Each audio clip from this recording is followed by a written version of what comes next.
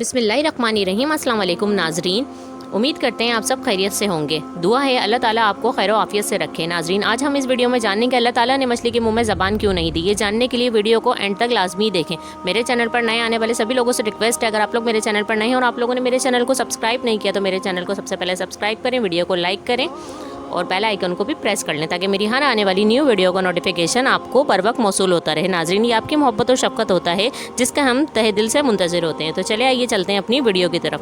مچھلی کے منہ میں زبان کیوں نہیں دی؟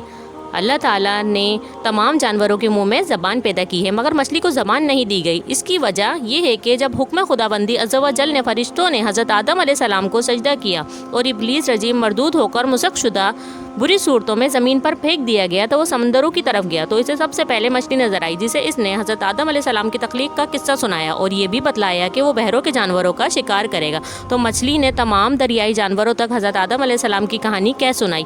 اسی وجہ سے اللہ تعالیٰ نے زبان کے شرف سے محروم کر دیا۔ اگر آپ لوگ میرے چینل پر نئے ہیں اور اسی طرح کے اسلامک انفارمیشن، اسلامک ویڈیو دیکھنا چاہتے ہیں تو میرے چینل کو لائک، سبسکرائب، ویڈیو کو شیئر بھی کریں اور بیل آئیکن کو بھی پریس کر لیں۔ جزاک اللہ۔